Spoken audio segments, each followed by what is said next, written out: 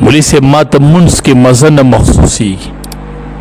د منس کې مزه ځکه نه چې دکې د ایمان مزه درته نه محسوسیږي. ایمان مزه نه محسوسیږي نو په منس کې مزه نه محسوسیږي. دا سوال زنانه کوي منس کوم خو حلاوت د ایمان هغه خوږوالی هغه ماته نه محسوسیږي. دا نبی کریم صلی الله علیه وسلم څومره موده مخکې ویلي. نبی کریم صلی الله علیه وسلم وفرمایل وی لا تجد امرأة حلاوة الایمان، زنانه د ایمان خوږوالی نشي حاصلولی حتی تؤدي حق زوجها، سوچ دې د خاون حق نه ادا کړي دا د ایمان خوږوالی نشي موندلی. دا زنانه د ایمان خوږوالی به هله زنانه ته محسوسیږي چې کله زنانه د خاون حق صحیح ادا کړي. دا به د ایمان خوږوالی ویني، دا به حلاوت ویني. د ایمان یو خوږوالی دی سړي ته منځ کې محسوسیږي، نیکو عباداتو کې محسوسیږي. خو نبی علیہ السلام فرمایي دا ښځه موندلی نشي، دا ښځه نشي موندلی چې څو دې د خاون حق په صحیح طریقه نه دی ادا کړ. څومره قیمتي خبره. نبی کریم صلی الله علیه وسلم صحابه کرامو تو فرمایل اذا باتت المرأة، چې کله وی یوه زنانه شپه تیره کړي هاجرتن فراش زوجها، زنانه په داسې حالت کې شپه تیره کړي چې د خاون نه د ملاستې ځای جدا کړی، هجرت یې ترې کړی، د خاون نه دا جدا شپه تیره کړي، د خاون او د دې ترمنځ خفګان دی، دا د خاون نه جدا شپه تیره کړي. نبی کریم صلی الله علیه وسلم فرمایي لعنتها الملائکة حتی تصبح، ټول شپه د سبا خطو پورې په دې ښځه د الله د طرف نه لعنت ورېږي، ټول ملایک په لعنت رالیږي ټوله شپه. دې شپه کې د خدای دې له مرګ نه راولي، که دې شپه کې دا مړه شوه دا به څه حال کړي؟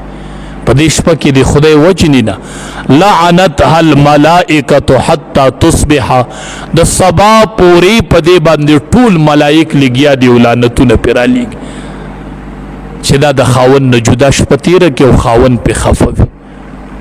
دا څومره قیمتي پرمودات دي. حدیث مبارک کې راځي نبی کریم صلی الله علیه وسلم فرمایي چې کومه ښځه د کور نه ووتله د خاون د اجازت نه بغیر، خاون پې خپه و دا د کوره ووتله، حدیث مبارک کې راځي چې دا څنګه د کوره قدم والی بهر ووځي د ځمکې او اسمان کې د انسان.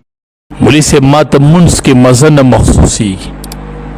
د منځ کې مزه ځکه نه چې دکې د ایمان مزه درته نه محسوسیږي. ایمان مزه نه محسوسیږي نو په منځ کې مزه نه محسوسیږي. دا سوال زنانه کوي منځ کوم خو حلاوت د ایمان هغه خوږوالی هغه ماته نه محسوسیږي. دا نبی کریم صلی الله علیه وسلم څومره موده مخکې ویلي.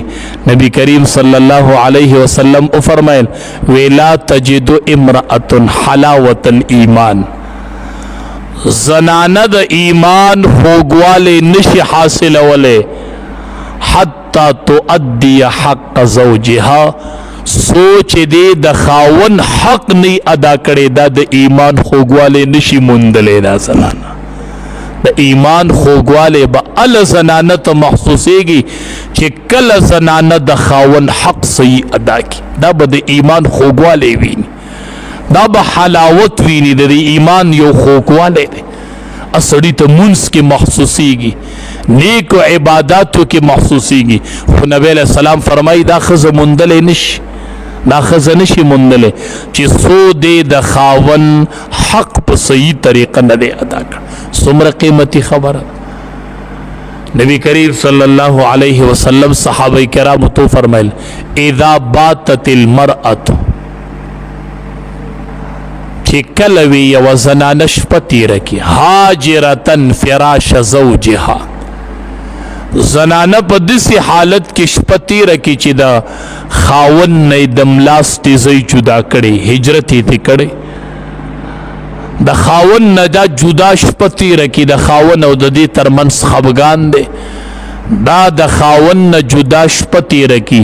نبی کریم صلی الله علیه وسلم فرمائی لعنتها الملائکة حتی تصبح، ټول شپه د سبا خطو پوری پدی خزه د الله د طرف نه لعنت وریږي، ټول ملائک په لعنت را لیږي ټول شپه. دې شپه کې د خدای دې له مرګ نه راولي، که دې شپه کې دا مړه شوه دا به څه حال کې؟ په دې شپه کې د خدای وجنې نه لعنتها الملائکة حتی تصبح، د سبا پوری په دې باندې ټول ملائک لګیا دي او لعنتونه پرې رالیږي چې دا د خاون نه جدا شپه تیره کې او خاون پې خفه وي. دا څومره قیمتي پرمودات دي. حدیث مبارک کې راځي نبی کریم صلی الله علیه وسلم فرمای چې کومه ښځه د کور نه ووتله د خاون د اجازت نه بغیر، خاون پې خپه و دا د کوره ووتله، حدیث مبارک کې راځي چې دا څنګه د کوره قدم والی بهر اوځي، د ځمکې او اسمان کې د انسان